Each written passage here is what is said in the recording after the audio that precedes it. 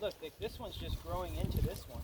You know, one of the things that I would do when coming up to the tree, thinking about, you know, let's just imagine that all of these have greens on them. There's tons of greens on them.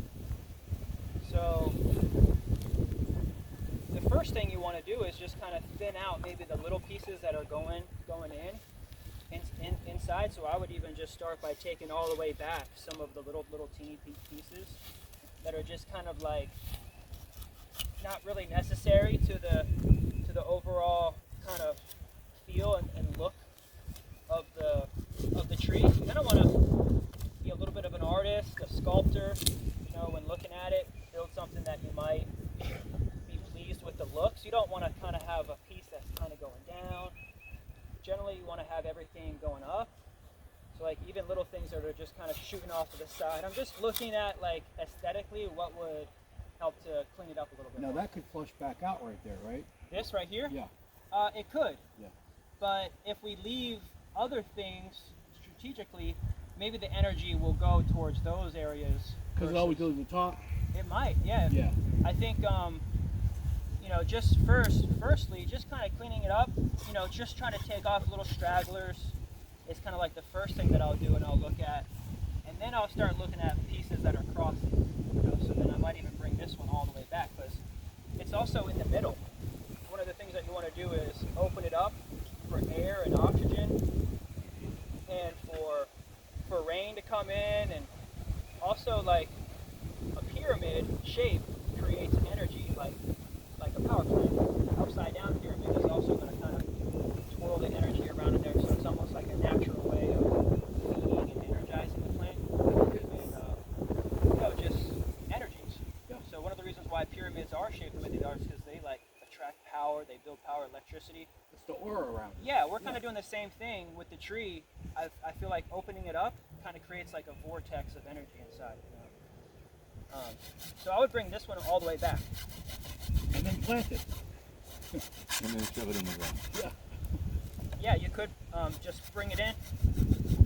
Now, it is good to say like off of bigger pieces. See how like much more open it feels now, even just with that one cut. We could even bring this back. I like the split.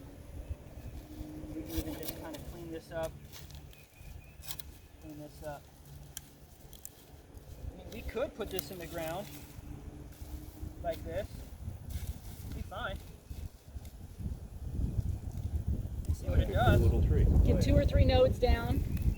And you could even like cut it here, stick that in the ground, and then stick that one in the ground too. Oh yeah. So you could do that, or and also this. Is that the proper term? Nodes? Yeah. I call them knuckles. Collars, nodes, Nodes. See how that one could also go in there too, all the way down. And during a drier season, it might be good to keep them low, so that way they don't get too dried out. Yeah. And then that could be a little bit more effective during this time of year. So you do things differently given the time of year as well. Because if it's raining a lot, you might just be able to like throw these out during the rainy season and they'll just sprout right here. But leave them out over wintertime and they may not make it. So that's why we even have a line of sticks buried under this roundabout area. Mm-hmm. We even have some popping up, I think, right over here. I just saw one that was coming through the other day. Oh, there it is, right there. See that little baby coming up? We just buried one in the ground. You know, we just buried a stick in the ground. And they're just coming up through the mulch as well. Like this one. And this one's just like going downwards. You know, so I would also clean up the ones that were just kind of going downward.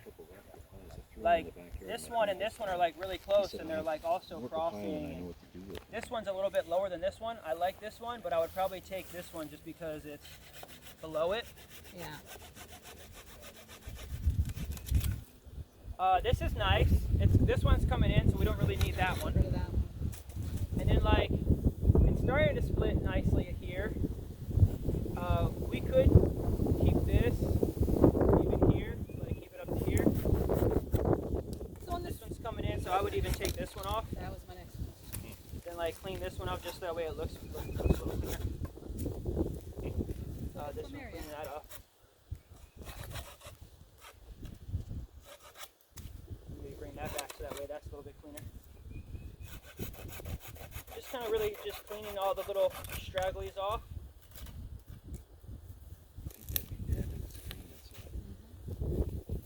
And you can break anything off kind of like that, and then also trim up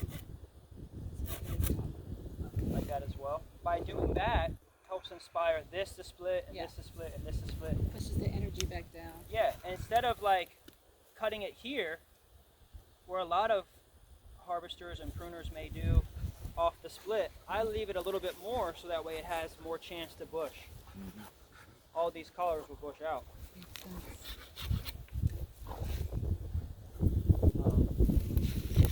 Just cleaning up, one of the things that I can do too, just to kind of get this to sprout out a little bit lower, but I don't know, I like always having like a height, like a diamond shape too, so leaving this maybe tall would be nice. I kind of like this, but these two like this. This one doesn't really need to be here. Because I'd rather have something like maybe like this come. Bring that up. It's a kitty cat. Kind of You need to be clean all these pieces that are just kind of coming off the top here like this. They're already naturally falling off and drying up. Every time you cut it, it dries off. It dries up by the next chamber. So like these collars are chambers. And say like if we cut it here or even here, the water will kind of like push up, and then it won't be able to penetrate past this collar.